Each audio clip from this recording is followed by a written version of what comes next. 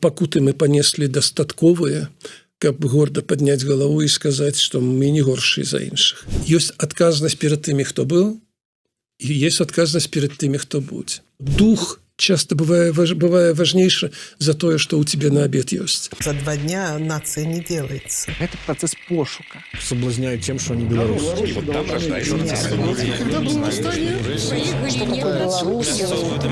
Честность – это не национальная идея. Працягваем шукаць, прамаўляць, намацваць беларускую нацыянальную ідэю. Усім прывітанне. В эфіры чарговы выпуск праграмы «Ідэя X». Праграмы, падчас якой мы працягваем шукаць, прамаўляць, намацаваць беларускую нацыянальную ідэю. Як звычайна з вами Зміцер Лукашук, а шукаць і фармуляваць і дзесьці нават намацаваць гэтую нацыянальную ідэю мы сёння будзем другі раз за ўсю гісторыю нашай праграмы з маім госцем, якім мы ўжо гэта рабілі, але у далёкім, бяззубым і маласвядомым у пэўнай ступені 2019 годзе.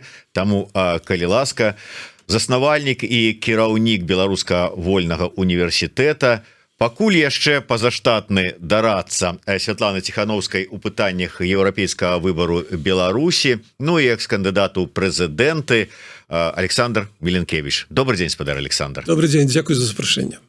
Дзякуй, што пагадзіліся, тым больш, што здавалася б, мы з вами ўжо гаварылі на гэтую тэму, абмяркоўвалі, разважалі, але, ведаеце, час ад часу вельмі рэдка такіх гісторый, напэўна, на адной руцэ вось ёсць, што я з людзьмі хацеў і перагаварыў яшчэ раз, таму што час праходзіць, вельмі ён такі імклівы і на падзеі, і на змены. І калі вось мы з вами у 2019 годзе гаварылі пра нацыянальную ідэю, мы з вами, конечно, разважалі, але мне падаецца, ну, прынамсі, у мяне было такое разуменне, што гэтая тэма у беларускім тагачасным грамадстве насамрэч мала каму была цікавая.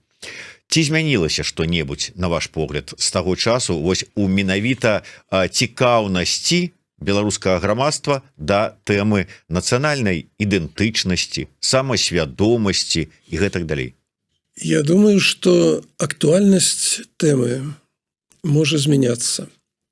Вот калі мы тады гаварылі 6 гадоў таму, но не было сітуацыі, як я яе сёння разумею, што для нас выбор самой ідэі, выбор геапалітычнага развіцця і накірунку, куды мы ідзем, не будзе так крытычным, як сёння, а сёння гэта сапраўды пытанне экзістэнцыі.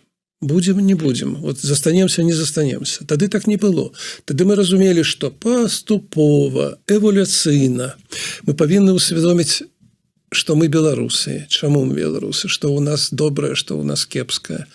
Чаму мова такая важная, што это не сродак проста камунікацыі, гэта код культурніцкі і амаль генетычнай нацыі. І тады былі зусім іншыя часы, но мы тады мелі велізарную колькасць грамадскіх ініцыятываў у Беларусі, у тым ліку тых, якія займаліся пытаннямі самасвядомасці, гістарычнай памяці.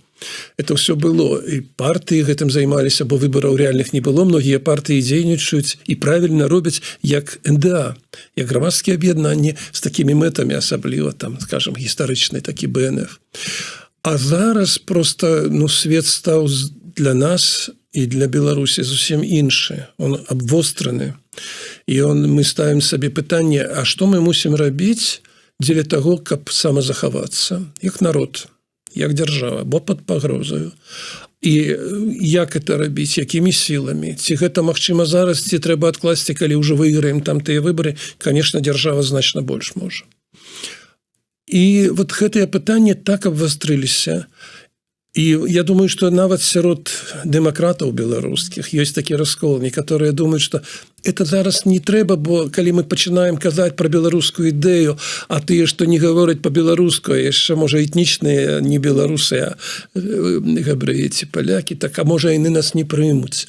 А іншыя кажуць, вот калі мы не усвядомім гэта ўсё, мы прайграем усё. Я, хутчэй, належу да другой групы. Таму што я вот калі калі гляжу на украінцаў, ну я ў захапленні, яны сапраўдныя героі. Вот это героям слава, яна, ну просто так вот это іх лозунг, і яны героі, таму што яны адстаялі Кіеў неверагодна, не мелі і зброі тады яшчэ, як трэба было б мець, і адстаялі супраць армады гэтай азіацкай, і адстаялі толькі па адной прычыне. Дух, нацыянальны дух. Ну, это ж тое самае побач. Нацыянальны дух стаў такі вялікі, і гэта была праца, што, праўда, не толькі грамадскіх аб'яднанняў, там не толькі медыа. Гэта была праца і адукацыйная, і в універсітэтах, і ў школах. Вось. І много іншых структур працавалі, дзяржава працавала. І калі б дзяржава не зрабіла гэтай працы, можа, Кіеў быў бы пройграны, і тады і Украіны лёс быў бы, можа быць, канчаткова трагічным.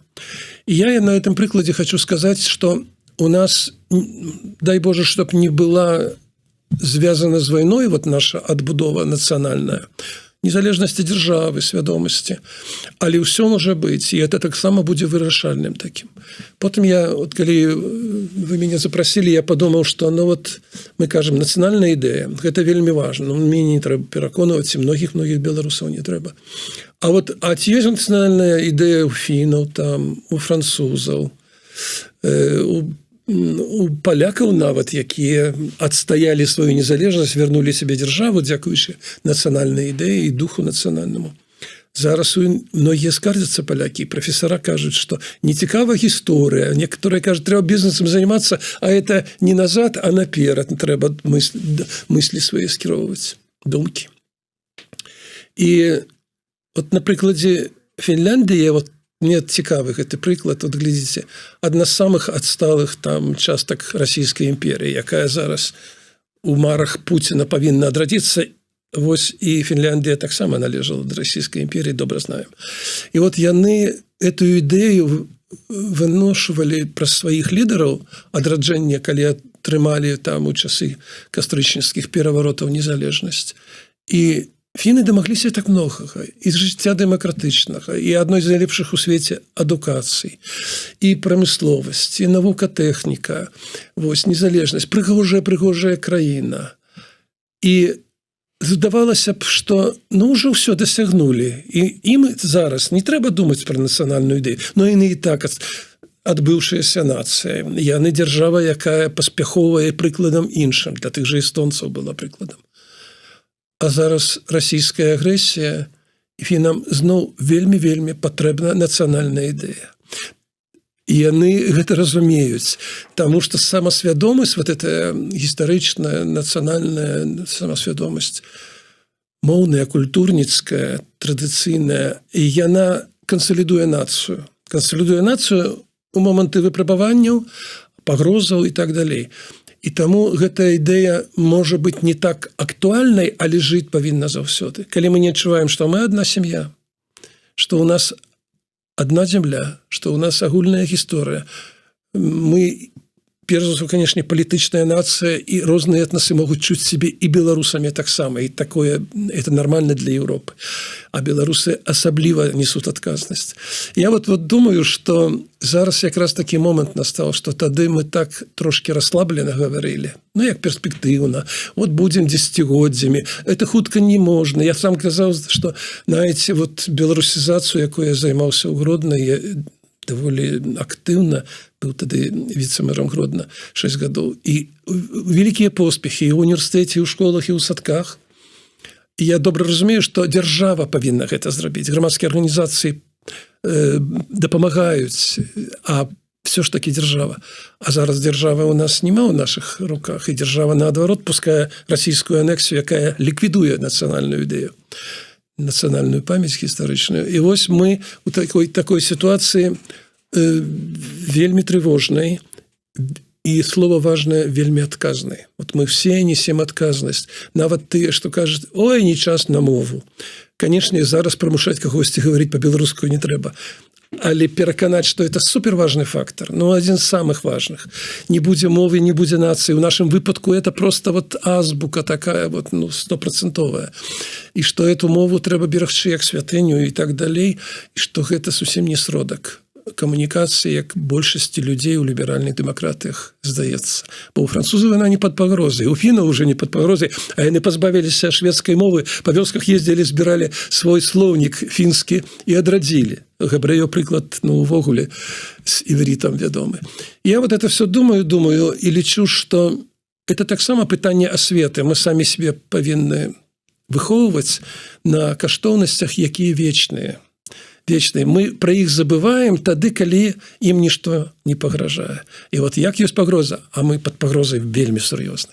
А можа, гэта і патрэбна для нараджэння, адраджэння народа. Вот беларускі народ на гэтым таксама адраджаецца. Глядзіце, апошняе ўжо скажу, калі я хадзіў па школах, пераконваў бацькоў аддаць у першыя класы сваіх дзетак па-беларуску вучыцца. І у нас там было 76% школ мы вызначылі як беларускія.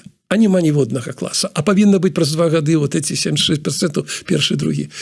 І тады мне галоўнымі прыхільнікамі былі бацькі на этих сходах, якія прыехалі ў горад у асноўным недаўна. І скончылі этыя вясковыя школы, яны у большасці былі тады беларускія. І я сумленна вельмі, але гулял на гэтай нотцы. Я кажу, паслухайце, вот і ў тэлевізоры у нас мова беларуская, і газеты столькі там мясцовыя пераходзяць на беларускую мову. Вось, і там кіраўнік дзяржавы гаворыць па-беларуску, светлай памяці Шушкевіч. А бабуля з вами, а ваши бацькі на якой мове вам казкі распавядалі, а легенды на якой?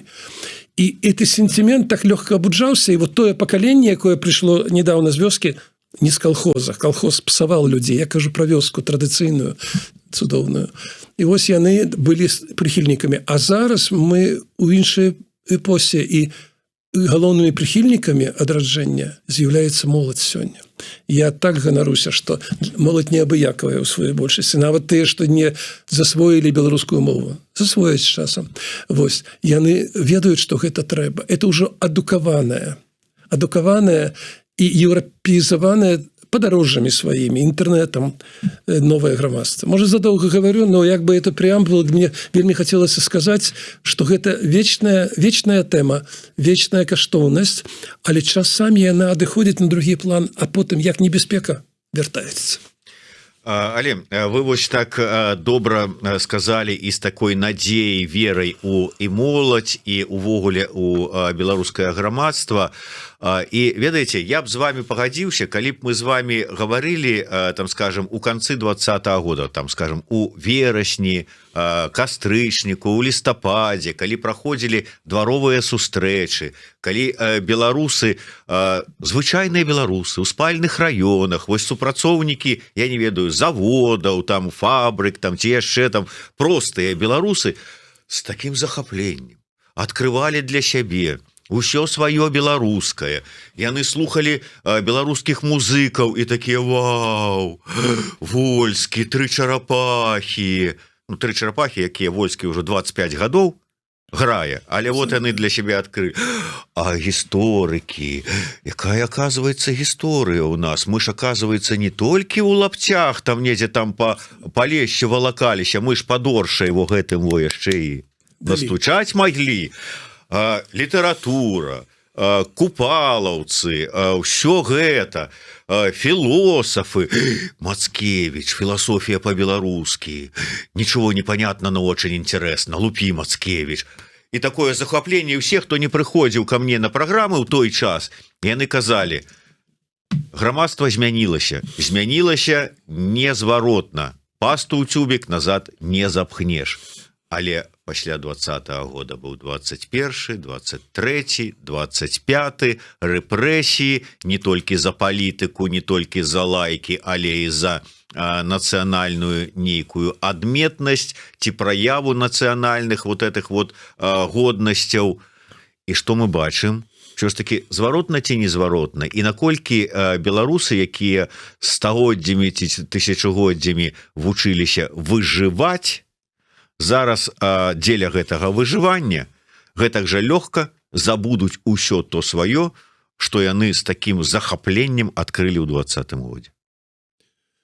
Сапраўды, гэты пераломны год, ён мог нас пераканаць, што не тым займаецеся, трэба займацца не мовамі вашымі гісторыямі, а трэба проста рэформы рабіць эканамічныя, дбаць пра тое, каб мы былі сябраваць з усімі і налева і направа, і з Расіі там пры гэтых трубах стаяць, з якіх нам будзе капаць і ліцца, і з Еўропаю, там Беларусь як Швейцарія, все это былі тэмы, яны абрынуліся, канешне, пасля дзікіх рэпрэсій 20-го года.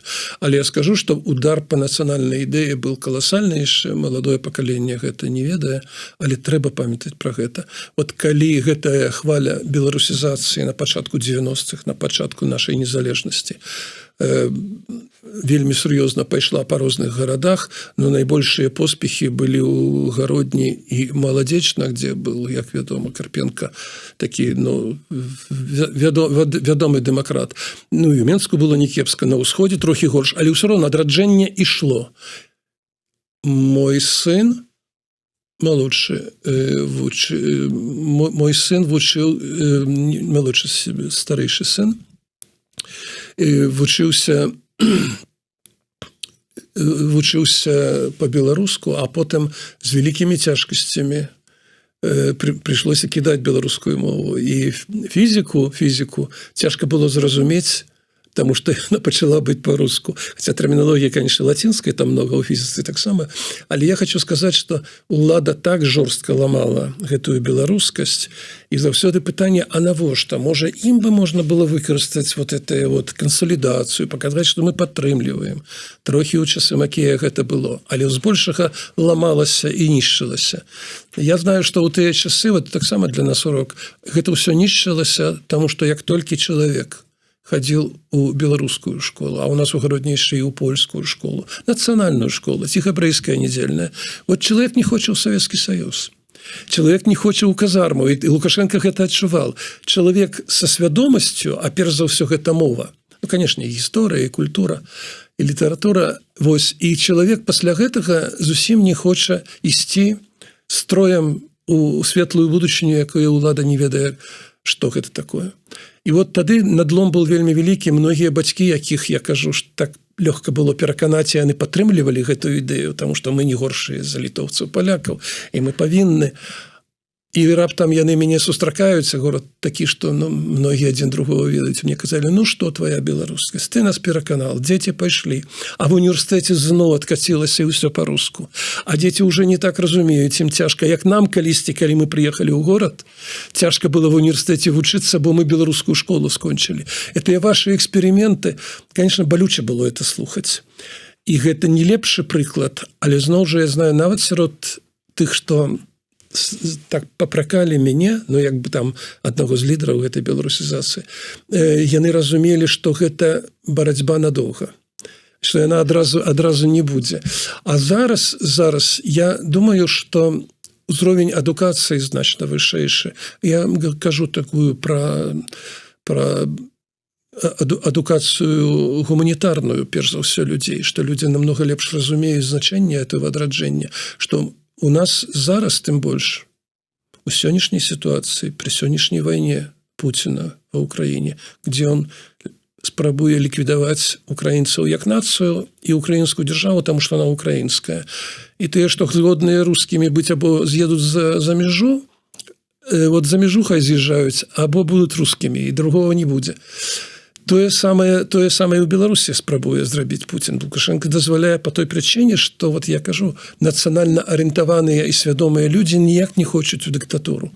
І таму Лукашенко пагаджаецца на эту расійскую палазучую анексію па ліквідацыі гістарычнай памяці, перш за ўсё. Час вельмі складаны, але ён, таксама нам дэманструе, што гэта не будзе вот просто так. Прыйшоў і фокус-мокус, што гэта вечная барацьба за існаванне. І нам прыйдзецца за это змагацца, а інакш мы просто згінем з мапы Еўропы. І гэтая пагроза і украінцаў ёсць і ў нас. Толькі ў нас без крыві анексія адбываецца і ліквідацыя ўсяго беларускага. А ва Ўкраіне украінцы плацяць крывёю. Але мэта адна. Расія не пацерпіць на тое, што яны разумеюць як пострасійская вот эта вот прастора, чтоб штосьці было нацыянальнае. Оно можа існаваць фальклорна, лубачна, але не будзе сур'ёзнага. І вось мы павінны зразумець, што гэта барацьба за выжыванне, а мы великая одна сям'я, не адстаім, будзем другагатунковымі рускімі, а не будзем паўнавартымі беларусамі. І вось акурат такі да гэтай тэмы не адстаім, а беларусы здольныя, ну ці гатовыя, ці ёсць у іх нейкае, што іх прымусіць і адстойваць. Ведаеце, я памятаю, то же самае, здаецца, Яўген Магда мне неяк сказаў, што ніхто не зрабіў больш для таго, каб украінцы канчаткова сфармаваліся як нацыі, як Путін са сваёй агрэсіяй.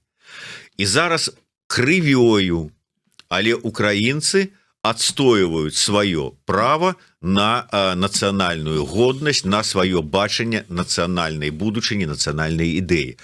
Праз тую ж самую кроў адстойвалі сваю нацыянальную годнасць і краіны Балтыі. Мы памятаем і ахвяры падчас штурма Тэлевежы, мы ведаем іншыя гісторыі. Беларусаў такога не было. Ці гатовы беларусы, калі вот дойдзе да таго, што там, скажем, ну все, беларусы пагуляліся ў сваю незалежнасць, а зараз давайте северо-западны край, вяртайцеся. І што скажуць беларусы? Я думаю, што у цэлым у большасці гатовыя, і мы заслужылі сваёй дзяржавы. Мы заслужылі быць беларусамі. Сапраўды, кроў великую Беларусы не пролілі у час, калі Савецкі Саюз скончыўся, у тыя моманты, у адрозненне ад суседзяў. У іх таксама ахвяры не былі звышвысокія, но у нас мірны быў пераход зусім, і нас многія папракалі, нават суседзі казалі, што, канешне, вы не пролілі, таму не цэніце, не пролілі кроў гэтую. Я хочу сказаць, што зараз гэты папрок да нас, а ніяк не клеіцца, абсалютна. Таму што тыя ахвяры, што прыносяць беларусы, вядомы нават тыя, што лічаць, што без крыві немагчыма. Крыві у нас менш, смерці ёсць, страшэнныя выпрабаванні ў турмах, у гэтых канвейерных рэпрэсіях у краіне, вынішчэнні духа беларускага. І сказаць, што вы не ахвяравалі, а эміграцыя, это ж таксама вельмі непроста, вельмі складана. Ці сотні тысяч людзей, якія выехалі, найбольш маладыя, найбольш прадпрымальныя, найбольш адукаваныя, найбольш праеўрапейскія. Яны выехалі таксама вельмі непроста пражыць гэты перыяд, і я веру, што большасць вернецца з лепшым досведам, з лепшымі ведамі і з лепшым усведамленнем, што у нас няма выбару проста. Або мы будзем беларусамі, або мы не будзем існаваць. І гэта усведамленне, яно мацуе дух. Я не лічу, што сёння нас можна папракнуць. Вы не змагаліся за незалежнасць. Я калі успамінаю гэты 20-й год, уже казала, еще раз повторю, что мне больше за все ураживало и так тешило, было так тепло на сердце, что я не убачил нигде плаката пенсионера, который вышел и сказал: повысьте пенсии не хапае, их сапраўды не хапае. Я не бачил там ніводнага плаката, я в основном гродзенскі досвед знаю. Вось, у гэтых протестах хтосьці вышел и сказал: повысить зарплаты нам. Это был не экономичный протест, хотя и у экономицы есть великие проблемы. Люди вышли за годность. Там украинцы часто кажут: наша революция годность, там и у 20-м году мы тоже кажем, что это революция годности. А на самой справе у нас первая революция годности, это был 2006. И вот это верим, можем, переможем, и тогда и мы называли ее годностью. Это вечная борьба за годность. И коли ты робишься невольником, якому не можно ведать историю, на мове свою размаўляць і сваю дзяржаву мець, я думаю, што на гэта беларусы не пагодзяцца, і ў такой колькасці такіх пратэстаў у іншых дзяржавах не было. І я яшчэ, можа, скажу, што мае, в основном французскія сябры, но і з іншых краінаў, калі ацэньвалі тое, што ў нас адбывалася ў час гэтых пратэстаў другой палове 20-го года, говорили мне такое, вельми важное слово для нашего духа белорусского, для моцы и веры. Они сказали, что, послушайте, у нас такое выражение, что не французы сапраўдныя европейцы, а сапраўдныя европейцы – это белорусы. тое, как вы змагаецеся з крывавай, жорсткай, цынічнай дыктатурай, і вы спрабуеце гэта зрабіць так па-еўрапейску. Мы самі себе папракаем, што, можа, там трэба было радыкальна выйсці. Але яны казалі, што вы сапраўдныя еўрапейцы. У Францыі глядзіце, што робіцца ў час пратэстаў. Паляць, жгуць, б'юць вітрыны, аўтамабілі пераварочваюць і так далей, а мы кажам, што мы французы. Вот штосьці ў нас і еўрапейцы таксама, а еўрапейскасці ў нас менш, чым у вас. І гэта не было жадання нам там патрафіць, зрабіць прыемнае. Гэта сапраўды паказвае, што на які добры ўзровень мы выйшлі і ў свядомасці беларускай, і ў свядомасці еўрапейскай. А можа быць, сапраўдную рэспубліку без гільятыны не пабудуеш? Французы мне, мои сябрыни, я франкофонный человек, и они мне я вот поэтому не могут пробачить, что я не вельми люблю французскую революцию. Конечно, она была за свободу, она была там за равноправие, за французскую семью, якая мае правы незалежна от походжання. Вот все это. Но французская революция, ну, кепскі прыклад, тому что одна революция потым пажыралася іншай рэвалюцыі і кроў на краві лілася. І гэта сапраўды прыклад не самы лепшы, хаця самаахвярны, несумненна. Просто простыя людзі хацелі жыць у свабодзе. Вось. Но мне шчыра скажу, што для мяне самы лепшы спосаб захаваць Беларусь, беларусаў і нашу спадчыну, гэта ўсё ж такі шукаць мірнага пераходу, гэта дае значна больш шансаў. А пакуты мы панеслі дастатковыя, каб горда падняць галаву і сказаць, што мы не горшыя за іншых. Мы вельмі многа на алтар паклалі, каб быць беларусамі ў Беларусі. Да, але вы, прайшоўшы ўвесь гэты шлях і пабачыўшы той же самы 20-й год, да гэтага часу верыце, што без сілавога сцэнару магчыма вярнуць сабе сваю Беларусь? Калі паставіць мэту ліквідаваць режим Лукашенко при Лукашенко, то выглядае так, что без силового немагчыма. Потому что Лукашенко просто не отдаст уладу. Ну вот не бачу ніводнага шанса.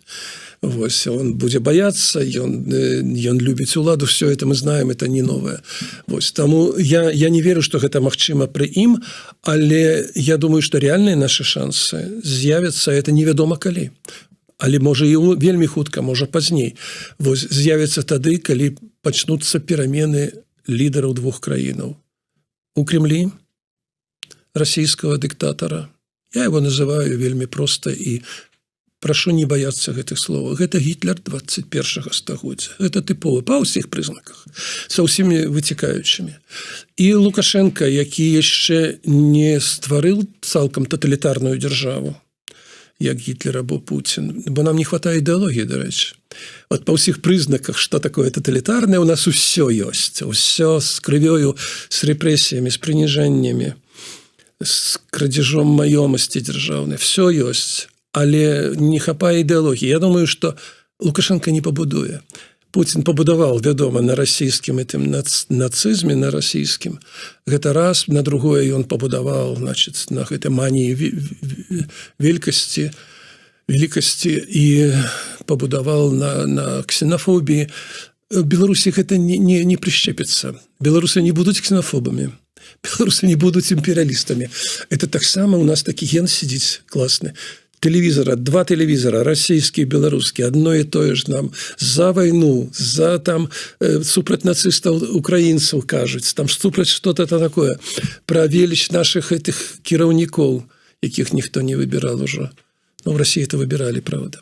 И все равно, я думаю, что правда пераможа, она не может не перамагчы.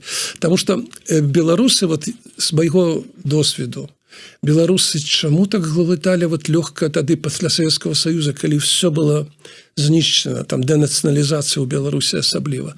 Беларусы так глыталі сваю праўдзівую гісторыю, вярталіся да мовы, хацелі ведаць культурныя традыцыі. Таму што толькі чалавек гэта засвойвае, для Лукашэнкі ён уже негодны, з вядомай прычын той, што толькі што гаварылі, бо ў казарму не хоча. Але чалавек адчувае сваю годнасць, і ў яго крылы вырастаюць, а не хоча пазбаўляцца гэтых крылаў. Ён хоча быць вот, ну, з павагай да сябе. Таму я думаю, што гэта проста не вынішчальная рэч, а ў беларусаў асабліва. Як трава скрозь вось асфальт. Мы вырастаем. Здавалася б, ужо ўсё. Не.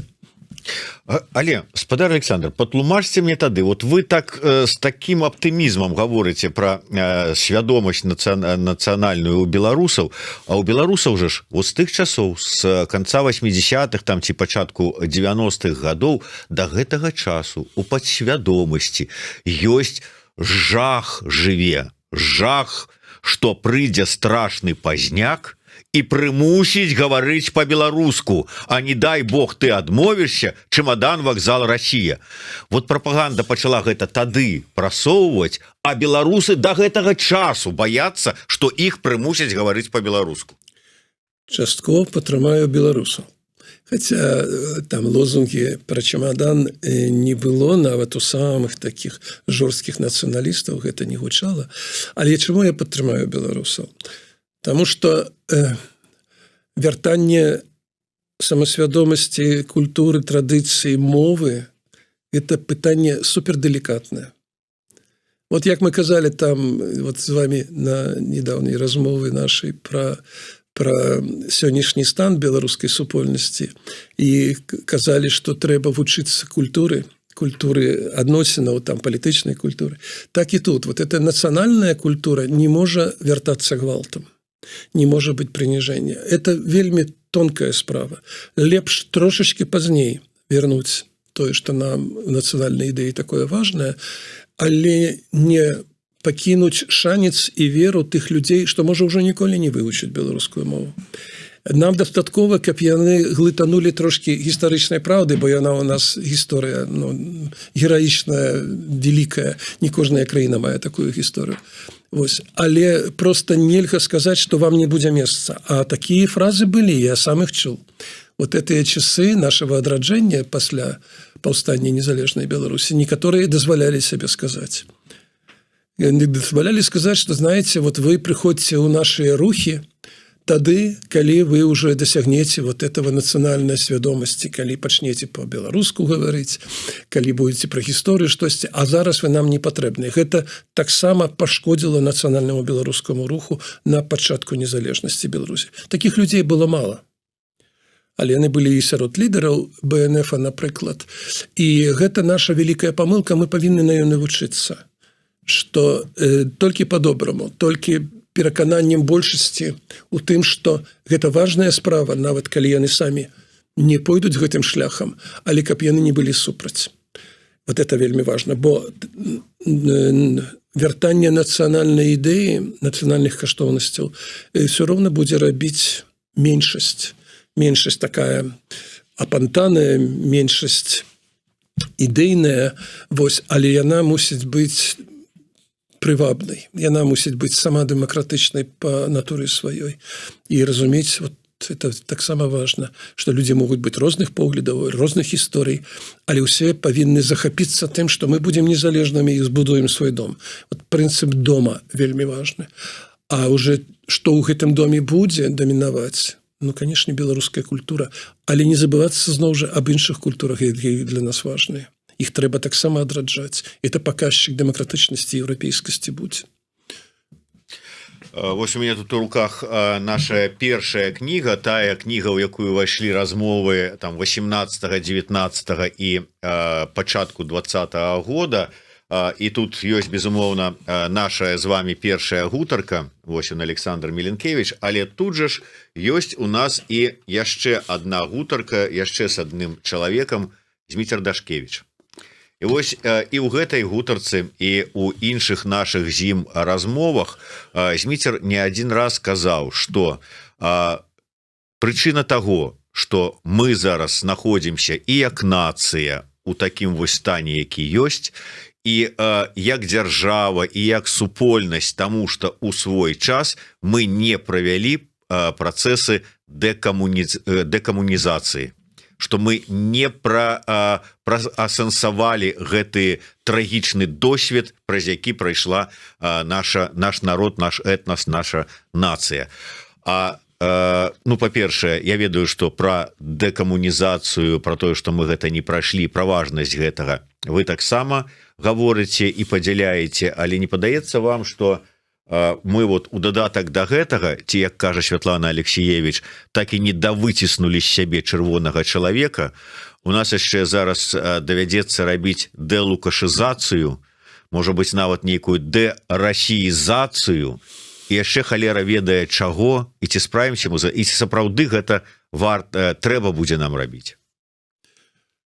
Я не могу не сказать, что для меня Зміцер Дашкевич, сапраўдны герой беларускі, малады чалавек, чалавек ідэі, чалавек, які быў абсалютным аўтарытэтам не толькі сярод моладзі. Тое, што он зараз у турме, і мы так мала ведаем пра яго сапраўдны лёс, пра яго стан. Просто гэта героі гістарычныя, яны будуць у падручніках, і я думаю, яшчэ і ў Новай Беларусі многае зробяць, калі будуць вызвалены. Я цалкам згодны, таму што, ведаеце, калі я хожу по маёй гародні на такі гістарычны горад, столькі помнікаў архітэктуры, кажа, што архітэктура выхоўвае не менш, чым тэлевізор. Вось, і столькі помнікаў, такая багатая гісторыя ў гэтым горадзе, шматнацыянальная таксама, і беларуская, беларускім цэнтрам адраджэння заўсёды была гародня. І вот я хожу по гэтым горадзе, і вот каля аблвыканкама і гарвыканкама стаіць Ленін. Для мяне гэта абсалютна крывавы злачынца, які стварыў сістэму рэпрэсій, які зрабіў крывавую рэвалюцыю. Я ад дзедулі знаю, мне вот дзедуля расказваў, чаму ён антыбальшавік, калі вярнуўся з Расіі пасля 2 рэвалюцый, он там працаваў на чыгунцы. І ён мне расказваў, што бальшавізм это страшэннае зло. Но ён сваімі вачыма бачыў, сколькі крыві там ужо было проліта ў час рэвалюцыі, якая она дзікая і апусташальная. И я думаю, что тое, что стоит Ленин, это самый важный символ того, что мы не развіталіся. Многие, калі мы в Гродні в свой час у 90-х годах, в 94-м годзе прынялі рашэнне панемічнай камісіі гарадской. Там вядомыя настаўнікі, краязнаўцы, прафесара, дзеячы культуры. Мы прынялі рашэнне, што помнік Леніна трэба дэмантаваць з цэнтральнай плошчы. Это такое сціплае рашэнне, але вельмі сур'ёзнае. Не ведаю, ці ў іншых гарадах было прынята. Праўда, Рада дэпутатаў не пацвердзіла гэта, не прыняла гэтае рашэнне, але мы запрапанавалі, і былі такія размовы, і мы ўжо тады разумелі, што гэта неабходна зрабіць, потому што дэкамунізацыя, дэбальшавізацыя, делокушизация, все это важно для нас будет. И это параллельно мусіць ісці развітанне з таким страшным мінулым, у якім ліквідавалася Беларусь як нацыянальная дзяржава, беларуская нацыя. Знішчаліся лідеры, они выезжали ў Сібір, іх расстрэльвалі, все это ёсць. А помнікаў на іх магілах няма. А Ленін стаіць. Вот стаіць, як... І я памятаю добра вот гэтыя словы многіх дэпутатаў, старога складу савецкага. А гэта таксама наша гісторыя. Знаете, Гітлер таксама гісторыя Германії, але такая сторонка, пасля якой не засталося помнікаў Гітлеру. І не можа быць. Развітанне павінна быць, перш за ўсё, выхаваўчым элементам. Вот калі мы будем развітвацца с лукашызмам, то мне мало цікавіць помста за страшныя злачынствы, якія рабіліся. Мне цікавіць справядлівасць, прытым публічная. Вот я думаю, что вельмі важна ў такіх развітаннях рабіць публічныя сустрэчы, каб людзі, якія рабілі злачынства, каб яны пакаяліся. І гэта важней за тэрмін, які многія з іх атрымаюць. Тое самае і з Ленінамі, і са Сталінамі. Вось. І калі мы не развітваемся з самой ідэяй, якая просто прыніжала чалавека, вытравляла ўсё людскае ў ім. Вось. І я думаю, што мы ніколі не будзем мець сітуацыю, якую у нас не будзе яшчэ раз вяртання. Яшчэ раз глядзіце, як у Еўропе сёння ўсё больш тэндэнцыі к такім дыктатурам моцным, слабым, к таким радикальным правым силам. Потому что люди часто, калі выпрабаванне, калі крызіс, люди часто хочуць просто иметь отказы на складаныя пытанні. А вот и тыя диктаторы и показывали. Вы працуеце, вот галоўнае вам працаваць, а мы тут вырашым. И Путин это паўтарал, и Лукашенко паўтарае сёння. То есть вы галоўна вкалываеце, а мы знаем, куды ісці. Хотя найчасцей або кепска ведуць або ўвогуле не ведаюць, як Лукашенко, куды мы ідзем. Таму я думаю, што гэта бесспрэчна, што мы мусім развітацца з кепскім мінулым і памятаць аб ім абавязкова, і падручніках гэта мусіць быць, но уж помнікаў ні ў якім выпадку. Мы нават ведалі, хто ў нас будзе замест Леніна стаяць на цэнтральнай плошчы, это безумоўна Каліноўскі, яго дзейнасць звязана з гародняй. Вот умееце вы падводзіць да наступнага пытання, якое я планаваў задаць. Я тут паслухаў думку аднаго знанага гісторыка, які кажа, а можа быць, заўчасна былі і, скажем, паўстанне Каліноўскага, і 20-й год зараз заўчасна быў, і нават паўстанне салідарнасці от тады ў 80-е да пачатку самым першы этап яны таксама быў заўчасны, бо было ж відавочна, што не пераможа расійскую імперыю паўстанне Каліноўскага, дзе там некалькі там хай сабе тысяч гэтых сялянаў з косамі. Не пераможа яны. І, безумоўна, чым усё скончылася? Паразай, палова палягло на месцы, частка паехала ў Сібір, дзе загінула, альбо там і засталася жыць, частка сказала, ой, не, якія беларусы, мы палякі. Всё, змена ідэнтычнасці. 20-й год, што мы маем? Рэпрэсіі, забітыя, турмы перапоўненыя, рускі мір цалкам там пануе, тыя, хто змог, паспеў, альбо з'ехалі, альбо былі выштурхнутыя сілком. І зараз пасля такога часу людзі прыходзяць у пераважнай большасці да разумення, трэба жыць далей. І трэба жыць далей як? Значыцца, пакідаем гэтую свае беларускія справы дзесьці там і жывем далей, атрымліваем пашпарты, потым паступова прызвычаемся да іншай мовы, іншай ідэнтычнасці, дзеці ўжо вырастаюць палякамі, літоўцамі, грузінамі, амерыканцамі і гэтак далей. То, можа быць, сапраўды заўчасна ўсё гэта было? Гэта пытанне, што важнейшае, там матэрыяльнае ці духоўнае, жыць у годнасці ці трохі прыгнуцца і проста выжыць. Яны, такія тыповыя, это не беларускія пытанні, яны у тым ліку нашы, а яны пытанні і для палякаў, і для чэхаў, і для многіх іншых. І я прыхільнік, па-першае, таго, каб нам тут гістарычны суд над тымі, хто пайшоў на верагодную смерць. Але сказалі, што нам годнасць не дазваляе не праўдзельнічаць у тым самым паўстанні ці Каліноўскага, ці ў лістападаўскім паўстанні чвэрцьстагоддзя перад гэтым. Людзі проста ішлі, не думаючы пра тое, што самае важнае гэта чалавечае жыццё, хаця нібыта это асноўнае для чалавека. Яны думалі гістарычна, это самае цікавае, што яны думалі гістарычна ў тым сэнсе, што калі годнасць не захаваць, калі свядомасць не захаваць, сваю культуру, сваё права быць чалавекам, то які сэнс у наступных пакаленнях? Яны думалі так гістарычна. Я знаю, што на Гарадзеншчыне много архіваў чытаў, бо мне было цікава, там і ў сям'і ёсць паўстанцы. І я знаю, што яны думалі пра папярэдняе паўстанне, якое было в 30-м і 31-м годзе 19-го стагоддзя. І яны, для некаторых было важна, а што б сказалі тыя паўстанцы, якія ў Сібір паехалі або загінулі, там яшчэ было менш шансаў тады ў нас. І яны казалі, што ёсць адказнасць перад тымі, хто быў, і ёсць адказнасць перад тымі, хто будзе.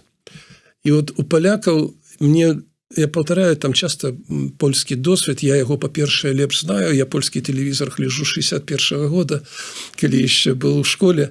У нас польскае тэлебачанне зрабілі з братам фізікам таксама антэну і глядзелі. І я вырас на польскай гэтай гісторыі, а наш у значнай ступені і наша гісторыя, і агульныя каралі, і агульныя героі. І для мяне было цікава, не гледзячы на камуну, как кажуць палякі пра тыя часы. Эта свядомасць, усё, што там, дзе это было можна, выхоўвалася. І палякі яе не згубілі дзякуючы сем'ям, касцёлу і ў тым ліку тэлебачанню. Таму што гістарычных многа было фільмаў дастойных. І І вось калі я это ўсё глядзел, для мяне была важна польская дыскусія на тэму, а як нам трэба было. Бо яна і зараз абвастрылася вельмі. Вот это ліберальныя каштоўнасці, ну якія такія важныя ліберальныя каштоўнасці, вот, развіццё бізнеса, дабрабыту і так далей. Яны часта ў сучаснай Польшчы могуць перамагаць вот гэтыя каштоўнасці маральныя і гістарычныя і так далей. І гэта вечная барацьба двух тэндэнцый. Ідэальна это спалучаць адно з іншым. Но там, дзе праігрывалі каштоўнасці гістарычныя, нацыянальныя, культурніцкія, і бізнесы не атрымліваліся.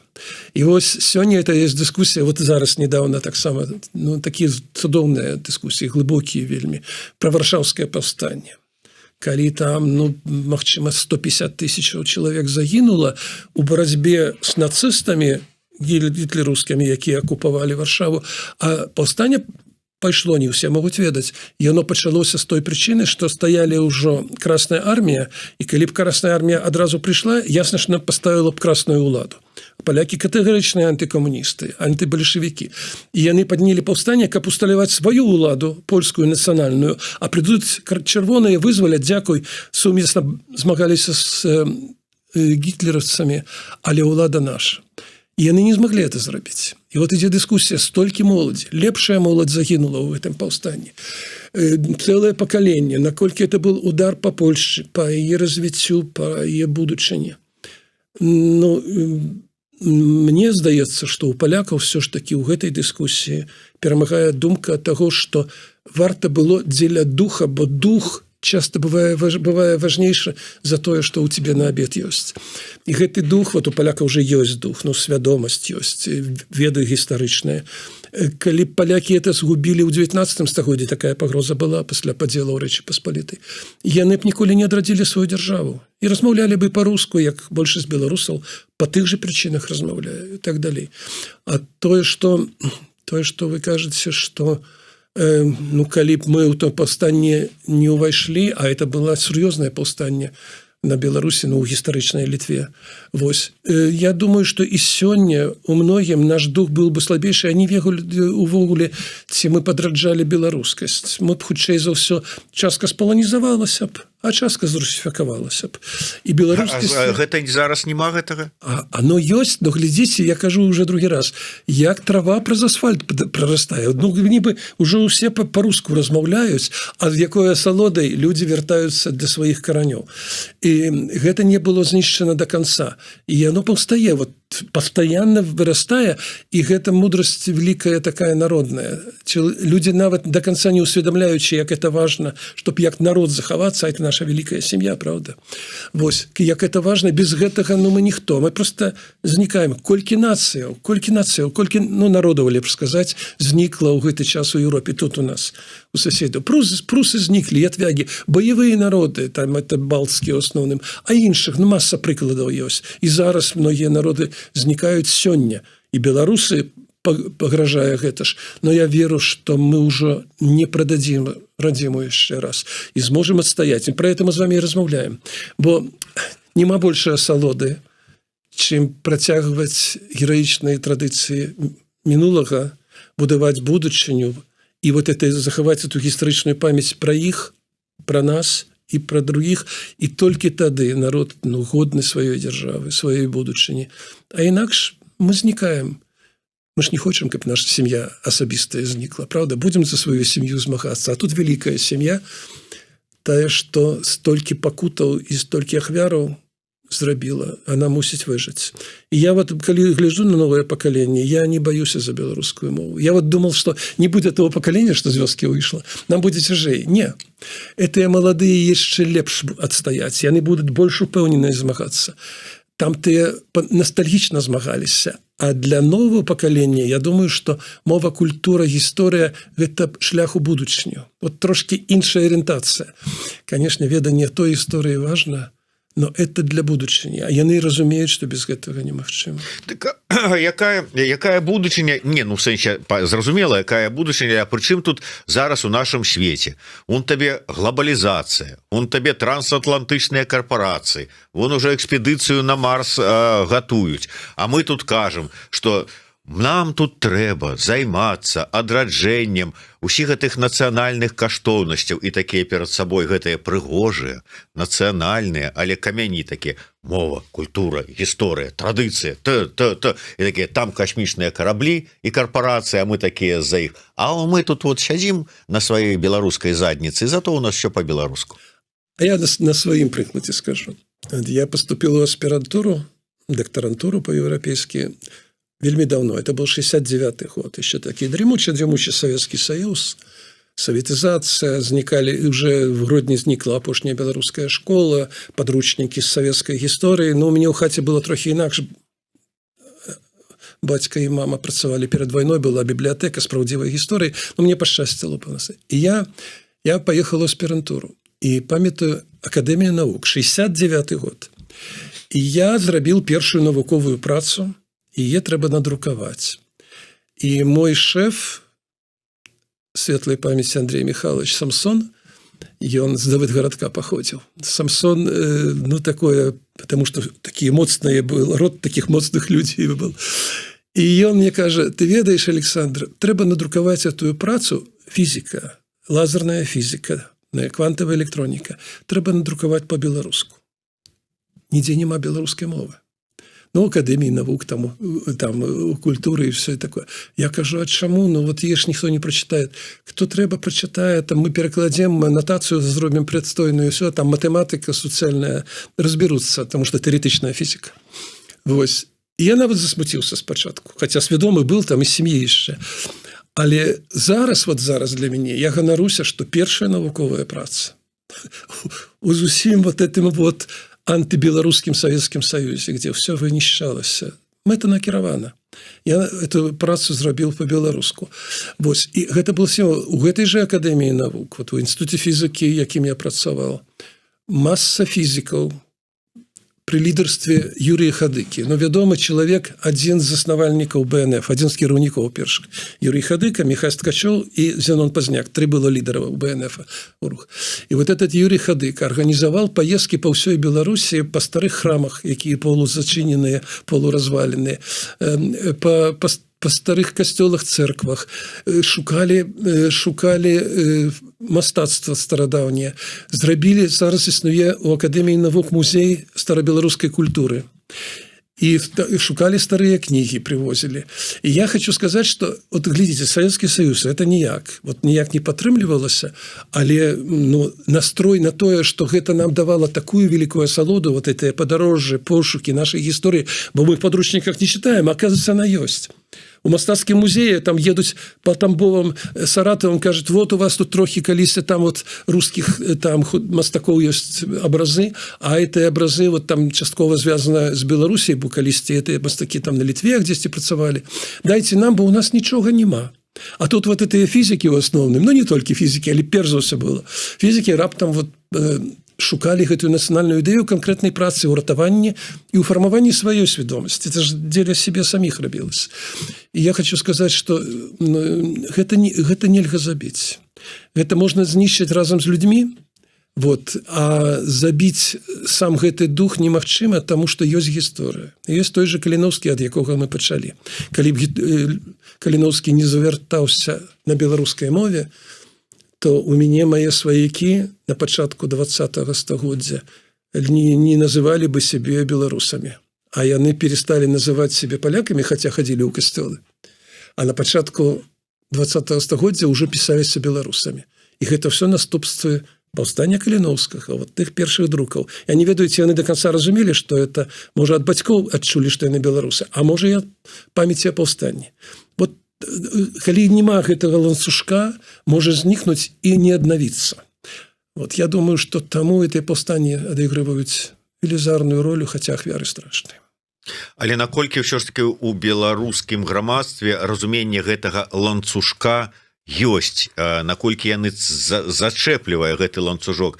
Гісторык Павел Церашкович неяк выказаў такую думку, што у беларусаў, не ведаю, праўда, ці да гэтага часу можна сказаць, але мне здаецца можна, што ў іх такая, як это сказаць, абраная ідэнтычнасць. Ну, дакладней, яны могуць абіраць. Вот палякі нараджаюцца палякамі, немцы немцамі, англічане англічанамі, а грамадзянін Беларусі, ну, ці жыхар вось гэтай тэрыторыі, нараджаецца, а потым у пэўны перыяд ён выбірае, а кім я буду, кім я сябе назову. І яны становяцца то там рускімі, со знаком качества или без знака качества, хтосьці лічыць сябе палякам, хтосьці там записывае сябе у літоўцаў, ну а хтосьці там по астатачным прынцыпе у беларусам. Яно ёсць. Вот я про гэтыя ланцужкі і вот про вот гэтую абраную ідэнтычнасць. Абраная идентичность, конечно, она просто прищепливалась белорусам стандартно. Вот я так само приклад семьи. У меня троюродный брат мой, вось, які походит з Берштал, и скончил медичный университет, но тогда институт еще. Это были, он скончил в 70-х годах. И оженился на девчине, якая вучилась разом з ним, а яна походила з України. Яна українка, ён беларус, притом у сям'і была свядомасць, маці была у яго настаўніцай і ну, не кепска зведала гісторыю, нават паходжанне сям'і ад паўстанцаў. А там украінка, ну, таксама са свядомасцю такой адноснай в школе вучылася па-украінску. І як і у іх нарадзілася дзіця ў 70-х годах Савецкага Саюза, то яны папрасілі, паколькі была адна нацыянальнасць беларуская, другая украинская, то яны попросили их, спытали, а кем запишете вы дитё свое? И они записали русским.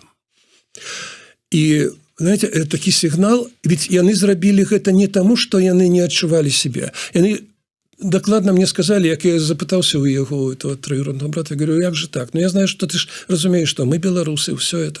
И он кажа, а вот калі будзе русским, то карьеру зрабіць легчэй. И это чистая правда. Ну, чистюточкая правда. То есть, калі будзе выбор паміж украінцам, беларусам і рускім, вот трэба поставить начальником завода ці директором школы. Вот у той час поставили бы русского. Вот это и есть колониальная политика. То есть, это примусовая денационализация. Человек думает, а як выжить? Выжить непросто. А як зрабіць карьеру? Больше зарабляць. Лепш дом мець. Машину, урэшце-рэшт, праз 20 гадоў чаргі купіць.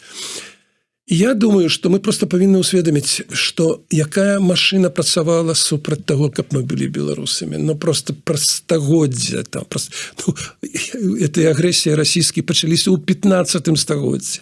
Ну, тогда мы назывались Литва и Русь. Там. Но неважно, как мы назывались, это были старобелорусские земли. І таму мы павінны ганарыцца тым, што мы прайшлі праз усё гэта, а зараз сидзім і яшчэ разважаем, да яшчэ на непонятнай мове там для многіх там людзей размаўляем, а мы размаўляем і свядома думаем про тое, што калі не будзем нацыянальна арыентаванымі з годнасцю, з гонарам і з глыбокай свядомасцю, мы просто знікнем, а знікаць ніхто не хоча. Знікаць як народ, як сям'я, як традыцыя. І я думаю, што гэта той шлях, што прайшла Беларусь праз пакуты. Мы ж, калі кажам пра нацыянальную ідэю, ну, вот, адна справа, мы ведаем все эти там паразы ў паўстаннях, што раз на чвэрцьстагоддзя беларусы разам з палякамі, з літоўцамі падымаліся супраць расійскай імперыі, якая ўвесь час пагрозай была ва ўсе гэтыя стагоддзі. Незалежнасці нашай і русіфікацыя займалася, вядома. І вось мы не заўсёды памятаем, што калі нас параўноўваць з украінцамі, я ўжо сказал там, што у іх дэмакратыя недасканалая, а у нас 3 гады толькі яе было. Так мы яшчэ павінны памятаць, што мы згубілі вот эту беларускасць і свядомасць у значнай ступені, таму што тая царква, а царква велізарную ролю адыгрывала вот гэтыя стагоддзі, у 16, 17, 18, 19, то тая царква была ліквідаваная, якая падтрымлівала беларускасць, гэта грэка-каталіцкая уніяцкая царква, она у нас была на наших землях ліквідавана першай. Вот у нас эту уніяцкую царкву, якая і кніжкі беларускія друкавала, і казанні по-беларуску былі, культуру падтрымлівалі. Это беларуская царква по свайму духу. Яна існавала з канца 16 стагоддзя. І у нас першыя ее ліквідавалі, таму што беларусы ўйшлі ва уніяцтва 76% на тэрыторыі сённяшняй Беларусі былі ва уніяцтве.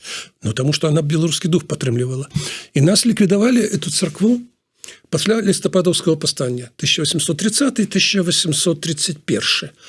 А Украіна ліквідавала уніяцтва, в Украіне была ліквідавана праз 100 з лішнім гадоў. Сталин ликвидовал у 1946 годзе. А чаму так поздно? А тому, что Украина после этих поделов, коли Российская империя, там, Пруссия, еще одна империя, Австро-Венгрия, нас делили, просто у нас гэтую царкву ликвидовали на 100 гадоў раней, и гэты дух пачал ликвидоваться.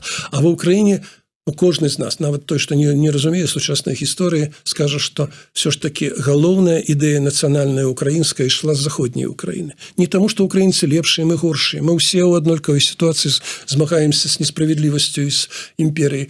І за кошт таго, што на 100 гадоў пазней уніяцкая дайшла, вот гэты дух украінскі, мова украінская, кніжка друкавання там украінская, яно захавалася ў іх. На 100 гадоў больш яны мелі шанс захаваць сваю. Нам значна цяжэй. У Гродні і ў Брэсце гэтага не было.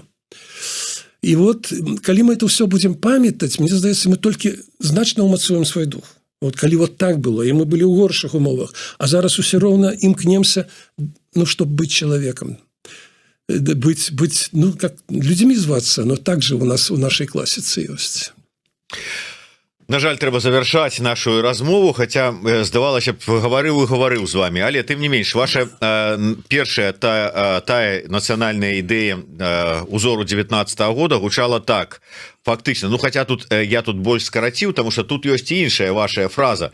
Вы тады мне сказалі пра тое, што я лічу, што нацыянальная ідэя гэта пра адзінства, пра дапамогу, пра давер, калі вы, як у вёсцы, не вешаеце на дзверы замок, а зачыняеце яе на трэску. Ну, ці, скажем, тое, што мы вынеслі ў загаловак, простыя словы, любіць Беларусь, гэта наша нацыянальная ідэя. Сёння ўсё ж такі, у адпаведнасці з сённяшнімі часам, запатрабаваннямі, як бы вы сфармулявалі нацыянальную ідэю? Я не адмаўляюся ад тамтых слоў, хаця яны былі сказаныя, ну, у зусім іншы палітычны час. Я і сёння лічу, што, магчыма, паўтараюся, што наш лёс вырашыцца пасля адыхода дыктатараў або хаця б аднаго дыктатара з двух, якія пагражаюць Беларусі.